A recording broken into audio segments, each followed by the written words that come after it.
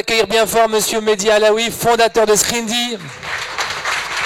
On le surnomme le Steve Jobs marocain, le Mark Zuckerberg, Inch'Allah, j'espère. Hein, tu vas faire rougir là.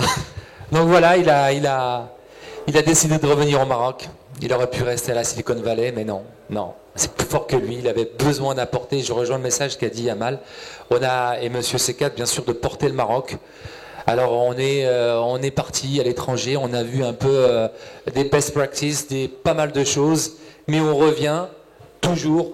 On a envie de revenir pour construire notre pays et de faire que notre pays se place au plus haut niveau, n'est-ce pas Mehdi? Et je pense qu'on est sur le bon chemin. Bien sûr. En fait, on a un écosystème qui est certes embryonnaire, mais qui est en train de se développer, de grandir petit à petit, à l'image de ce qui s'est passé à l'ETEC 22. Donc, un très beau hackathon qui a rassemblé pas mal de personnes du Maroc, mais aussi venant de l'Afrique subsaharienne. Et ça a donné de très bons résultats. Bravo. C'est vrai que c'était une grande expérience. Hein. Pour ceux qui ont participé, franchement, pour moi, c'était une première. Et c'était génial. On a vu des idées du matin jusqu'au soir. Il y a eu le directeur général de Microsoft qui est passé, qui était complètement surpris. On a eu des invités de marque, l'ambassadeur des États-Unis. On a eu beaucoup de gens qui ont été surpris par l'énergie. Encore hier, on était tu étais avec moi, avec Microsoft for Africa. Les gens sont surpris de l'écosystème, de la dynamique qu'il y a aujourd'hui dans l'innovation et surtout chez les jeunes. Donc, on commence. Qu'est-ce qui se passe aujourd'hui? On y va. Alors, tout d'abord, merci Tarer. Donc, je souhaite vivement remercier la confiance qui a été accordée en Scrindy de la part du CIH. C'est vrai que c'est une banque d'une nouvelle génération qui porte l'innovation depuis plusieurs années. Ce n'est pas quelque chose qui vient d'arriver il y a quelques jours, mais je pense que l'innovation est un axe majeur depuis plus de 4 ans. Alors, juste une petite histoire avant de démarrer l'explication en fait, du projet Open Innovation. Je vais en profiter pour remercier quelqu'un que sans lui, ce programme n'aurait pas pu exister. C'est la personne qui l'a initié, dans la personne de Jamal Belhmou, du Soft Centre. Donc, le dire, s'il vous plaît. Il est malheureusement pas avec nous aujourd'hui, mais je suis sûr qu'il est en train de suivre le live streaming. Donc, l'idée a émané donc, de sa part. Et pour être honnête, et ça je vais le partager, j'y croyais pas du tout. Je me disais comment... Enfin, je viens quand même de l'école marocaine et j'ai quand même passé 15 ans en France. Et j'ai pris l'habitude de comprendre que si je veux demander un rendez-vous au directeur général d'une banque, en fait, je vais attendre pendant 9 heures pour avoir le rendez-vous. Et quand je vais arriver sur place, on va me dire qu'il est parti parce qu'il avait quelque chose d'urgent. Et donc, avec mon mindset, je dirais pas négatif, mais lassé par rapport à un écosystème sur les dernières années, en fait, qui était très, très compliqué, j'ai dit à Jamal, honnêtement, j'y crois pas. Donc, je vais pas fournir d'efforts sur le sujet. Je vais te laisser travailler. Et quand tu as quelque chose de concret, je serai avec toi. Et pendant 2-3 mois, Jamal a fait du très très bon boulot. Et un jour, il m'appelle, il me dit c'est bon. Je dis je te crois pas. Je dis quand je recevrai le mail de la part du CIH, je te croirai. Et effectivement, j'ai reçu un mail de la part de Madame Bourou qui nous disait voilà, le programme va être lancé. Et là, j'étais agréablement surpris. Comme quoi, voilà, il ne faut pas perdre confiance dans notre pays, tout au contraire, notre pays est en train de changer, et bien sûr il y a toujours des leaders, et notamment le CIH est un leader dans ce domaine-là. Donc voilà la petite histoire. Bravo. Si je dois faire une petite comparaison par rapport à ce que j'ai vu en Silicon Valley, la première semaine où je suis arrivé à San Francisco, Je suis parti dans un événement qui a été organisé par Yahoo. Et toujours avec mon esprit sceptique venant de cet écosystème français et marocain, j'ai rencontré un des patrons de Yahoo. Et je lui ai présenté notre solution Screendy. Il me dit, c'est super intéressant, est-ce que ça t'intéresse de venir chez moi prendre un café? Et je regarde comme ça, tout rentre dans les yeux, je ne comprends pas. Et il dit, est-ce que c'est sérieux? Il me dit, oui, c'est super sérieux. Il a pris son téléphone, il m'a envoyé une invitation. Et pareil, avec mon esprit sceptique à la base, j'ai dit, je vais partir, je ne vais pas le trouver. Et finalement, je suis parti. Il est resté avec moi pendant 1h30. Il m'a présenté à 3 business units de Yahoo pour qu'on puisse travailler ensemble. Après, je suis reparti chez moi. Je lui ai envoyé un email de remerciement, tout en lui disant, pour le moment, je ne suis pas prêt. Je reviendrai quand je serai prêt.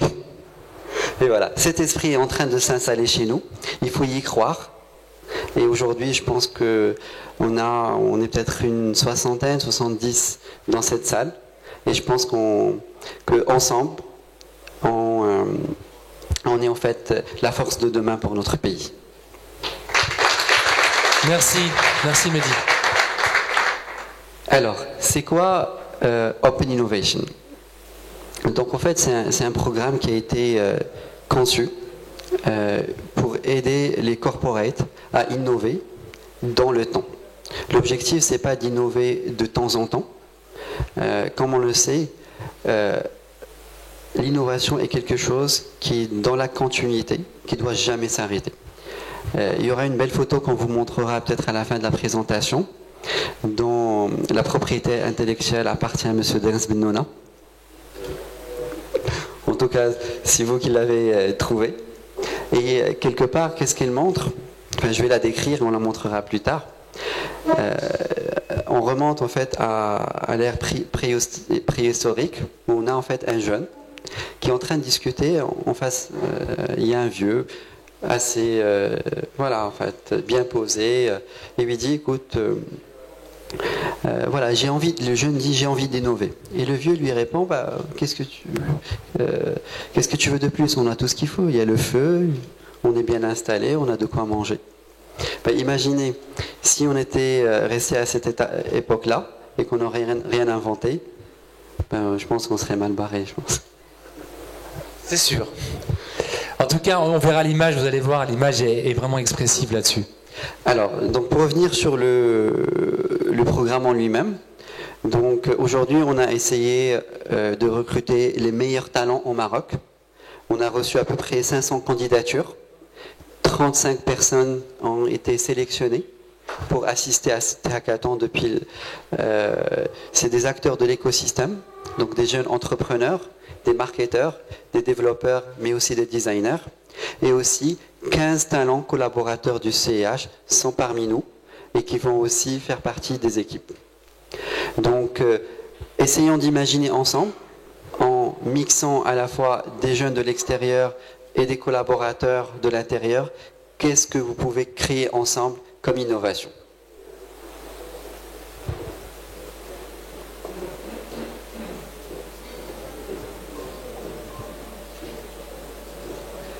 Alors, le programme Open Innovation, ce n'est pas un hackathon.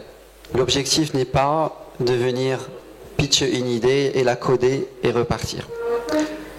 Comme j'ai dit tout à l'heure, d'abord, c'est basé sur l'acquisition des meilleurs talents. Et puis, vous allez tout à l'heure pitcher quelques idées, 10 vont être retenues, et l'objectif, c'est vraiment de les transformer en réalité. Comment ça? Concrètement, sur les 10 idées qui vont être présentées aujourd'hui, 3 seront primées, et ces 3 mois, on va leur donner à peu près 1 mois pour qu'ils puissent être développés davantage. Ils passeront devant un comité top management du CIH qui va décider est-ce que ces idées-là valent la peine ou pas, et il va les financer et les aider à rentrer en production. J'irai un peu plus en détail tout à l'heure.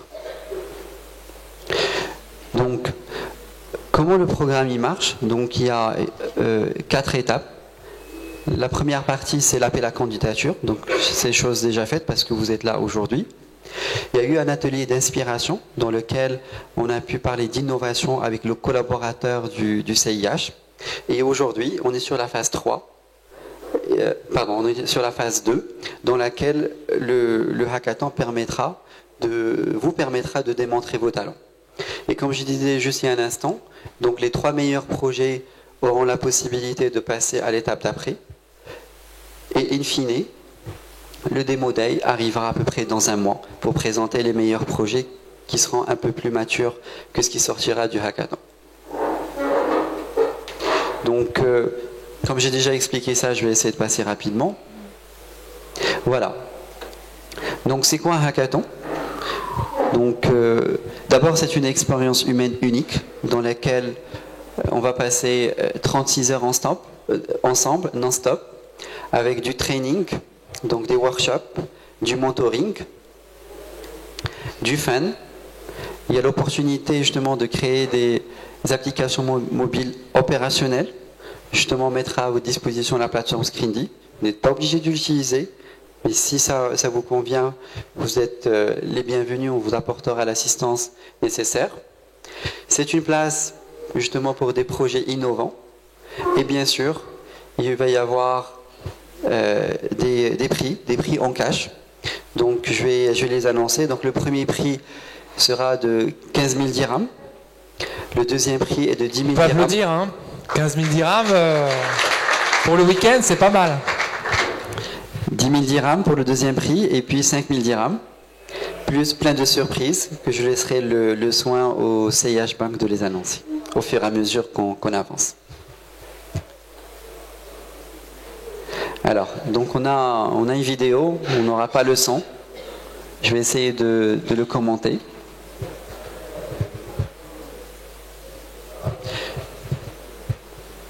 Donc vous savez déjà, enfin le hackathon, on a un temps qui est réduit, dans lequel il faut atteindre un objectif bien précis.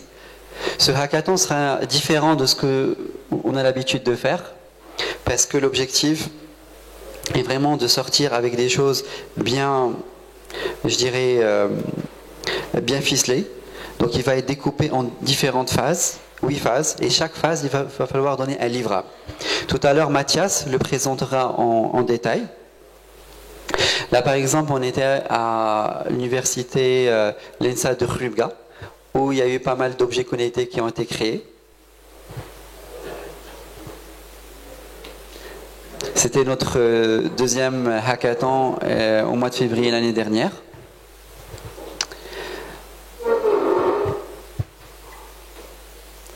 Tariq, tu vas me supporter.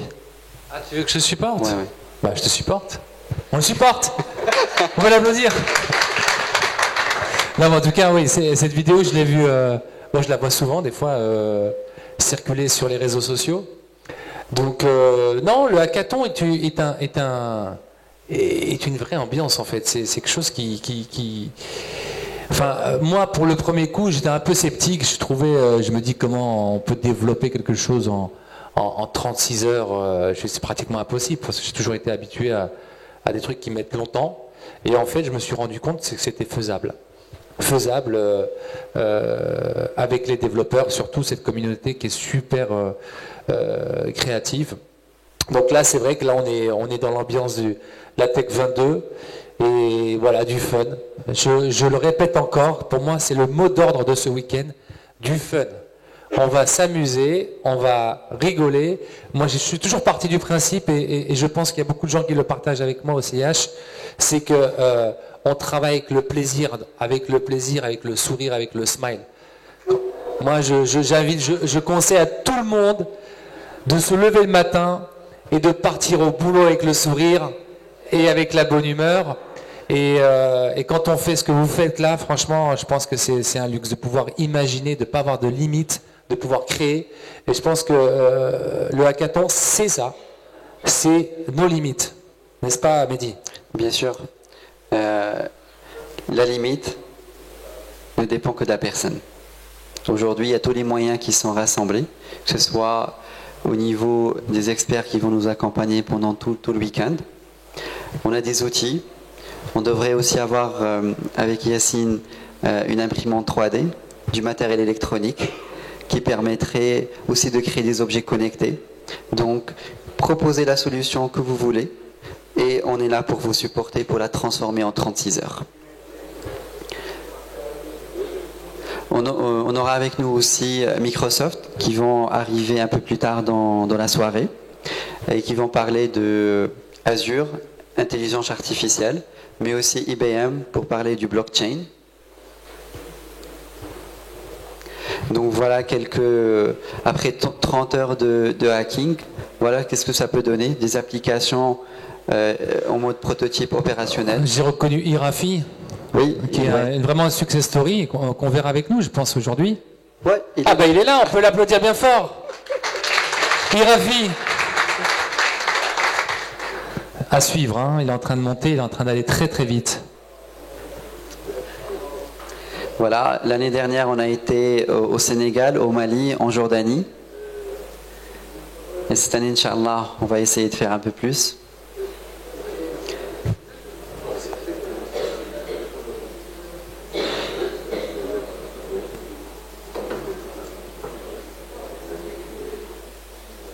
Donc, en tout cas, ce qu'il faut savoir, c'est que ce qui va se passer là, bien sûr, est relayé. Et puis, il y a un support presse, médias. Donc, les grands gagnants auront une visibilité exceptionnelle, je crois. Exactement.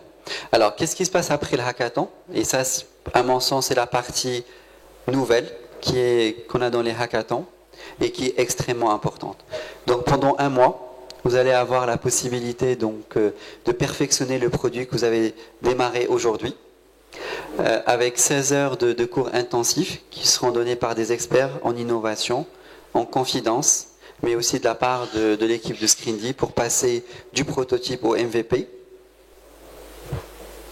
avec toutes les phases nécessaires.